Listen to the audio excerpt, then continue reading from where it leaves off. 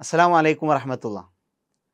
തെറിയും കുത്തുവാക്കുകളും പരിഹാസവുമെല്ലാം വളരെ സജീവമായിരിക്കുന്ന ഒരു കാലത്താണ് നമ്മളുള്ളത്. ഇരട്ടപ്പേരുകൾ കൊണ്ടും തെറിവാക്കുകൾ കൊണ്ടുമെല്ലാം തൻ്റെ സഹോദരനെ അഭിസംബോധന ചെയ്യുന്നത് വളരെ മഹത്തായ ഒരു കാര്യമായി കാണുന്ന ഒരു രീതി നമ്മൾ ഇന്ന് കാണുന്നുണ്ട്. എന്നാൽ ഖുർആൻ വളരെ നിശിതമായി വിമർശിച്ച ഒരു കാര്യമാണ് ഇത്തരത്തിലുള്ള തെറിയും അതുപോലെ തന്നെ ആളുകളെ മോശമായ പേരുകൊണ്ട് സംബോധന ചെയ്യുന്നതുമെല്ലാം.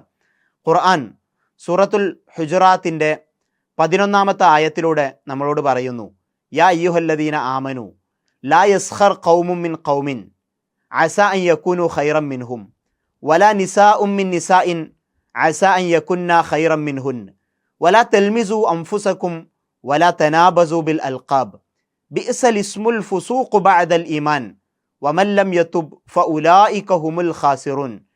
വിശ്വാസികളെ, നിങ്ങളിൽ പെട്ട ഒരു സമൂഹവും മറ്റൊരു സമൂഹത്തെ തെറി പറയരുത്. നിങ്ങൾ പരിഹസിക്കുന്നവരെക്കാൾ പരിഹസിക്കപ്പെടുന്നവരായിരിക്കും ഉത്തമർ. അതുപോലെ തന്നെ സ്ത്രീകളോട് പറയുന്നു, സ്ത്രീ സമൂഹമേ, നിങ്ങളും ഒരു സ്ത്രീ സമൂഹത്തെയും പരിഹസിക്കരുത്. പരിഹസിക്കുന്നവരെക്കാൾ ഉത്തമർ പരിഹസിക്കപ്പെടുന്നവരായിരിക്കും എന്ന് ഖുർആൻ ഓർമ്മപ്പെടുത്തുന്നു.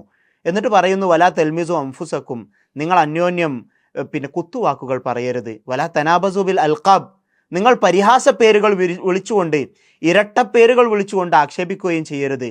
എന്നിട്ട് ഖുർആൻ ചോദിക്കുന്ന ഒരു ചോദ്യം, ബിഅസൽ ഇസ്മുൽ ഫുസൂഖു ബഅദൽ ഈമാൻ, ഈമാൻ കിട്ടിയതിനു ശേഷവും ഈ മോശമായ പേരുകൾ വിളിക്കുകയൊക്കെ ചെയ്യുന്നത് എത്ര മോശപ്പെട്ട കാര്യമാണ്.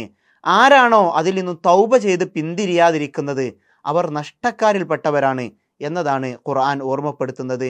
അതുകൊണ്ട് തന്നെ ഈ തെറിയും മോശപ്പെട്ട പേരുകളും ഒക്കെ കൊണ്ട് ആളുകളെ സംബോധന ചെയ്യുന്നത് ഒരു നല്ല രീതിയായി കൊണ്ടല്ല, മറിച്ച് ഖുർആൻ വിമർശിച്ച കടുത്ത തെറ്റായ പാപമായ കാര്യമാണ് എന്ന് മനസ്സിലാക്കുക. അള്ളാഹു തൗഫീഖ് നൽകട്ടെ.